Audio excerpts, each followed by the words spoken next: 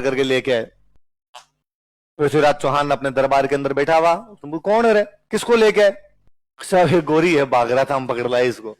नहीं ले, वो मितिन का लेके माफी मांग लेगा तो छोड़ देंगे तेरे को। उसने कहा तुम चप्पल ले लू मैं तो मुंह के अंदर। सर मेरे लाइक कोई सेवा हो तो बता दो। स्वयं की तार पृथ्वीराज की एनिवर्सरी आई तो बुक और भेजा सर। तराइन का दूसरा युद्ध युद्ध नहीं विश्वासघात था। माना जाता है, ऐसा कहा जाता है कि इस युद्ध में गौरी को गिरफ्तार कर लिया गया। क्या कर लिया गया? और गौरी को गिरफ्तार करके लेके आए। पृथ्वीराज चौहान अपने दरबार के अंदर बैठा हुआ, तुम कौन है रे, किसको लेके आए? सब ये गोरी है, भाग रहा था, हम पकड़ लाए इसको। नहीं है क्या? लाओ लाओ आगे लाओ इसको। और गोरी जी क्या हाल है आपके? और गोरी रोया बापड़ा जोर जोर से। और गांव में कहते हैं लड़कियां जो विदा होती है कि भाई ढां ढां करके रोई, वैसे रोया गोरी। और गोरी ने कहा मैं तुम्हारी काली गाय हूं, मैंने धूड़ खाई जो तुम्हारे इधर तबरिंद आ गया, मैं आइंदा के बाद मैं तुम्हारी तरफ आंख उठा के नहीं देखूं, बापूड़ा एक बार जाने दे रहे। और जैसे उसने माफी मांगी, माफी मांगने के बाद पृथ्वीराज ने कहा कि छोड़ दिया जाए।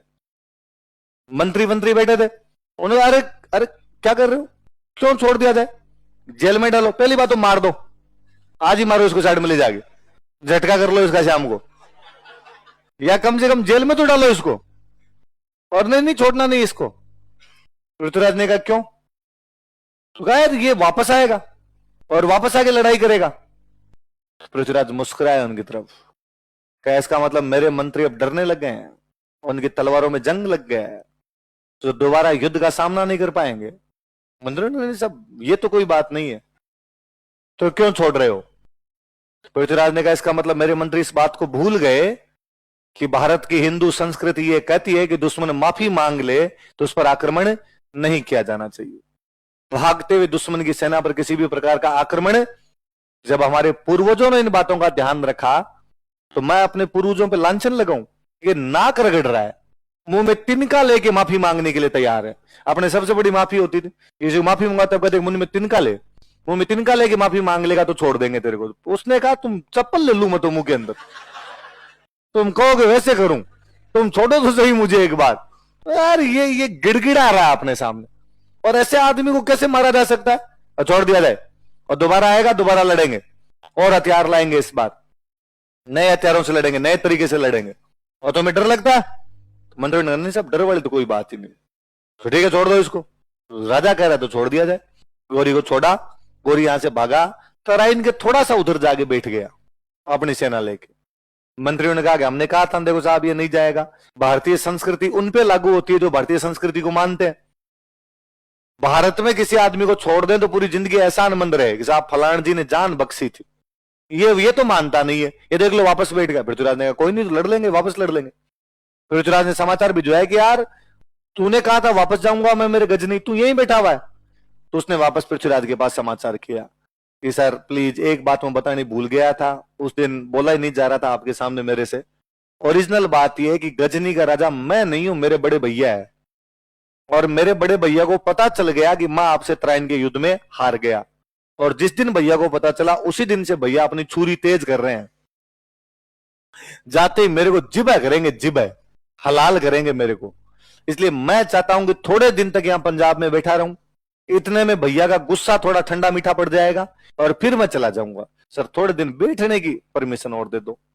पृथ्वीराज ने कहा ठीक है बैठा रहा, बाद में चला जाएगा, तू तंग तो नहीं करे? उसने सब पक्का, क्यों तंग करूंगा मैं आपको? फिर भी पृथ्वीराज को इनको लगा क्या पता ये तंग करे, आगे बढ़ने का प्रयास करे, तो ये भी तराइन में जाके बैठ गए वहां पे। तराइन के थोड़ा सा उधर वो बैठा हुआ है, तराइन के थोड़े से इधर ये बैठे, वहां पर जाके आमने सामने बैठे हुए। और गौरी ने वाकई कोई तंग नहीं किया, साल भर गौरी चुपचाप उधर सामने बैठा रहा।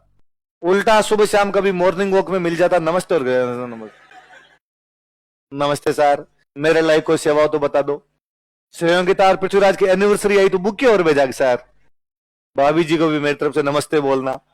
पृथ्वीराज को लगा यार ठीक आदमी है, ज्यादा ये परेशान करने वाला आदमी तो नहीं है।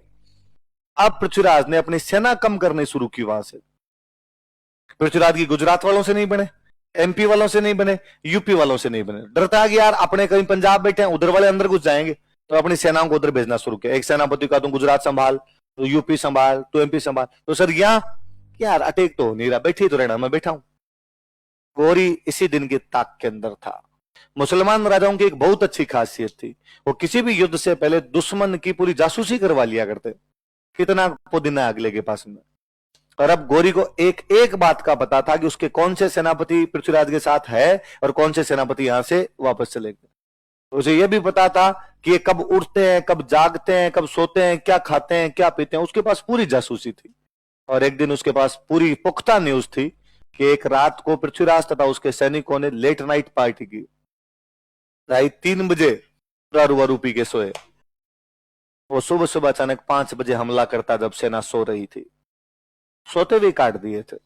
आधे उठ पाए, आधे उठ नहीं पाए, कोई घोड़े पे बैठ पाया, कोई घोड़े पे नहीं बैठ पाया। तराइन का दूसरा युद्ध युद्ध नहीं विश्वासघात था।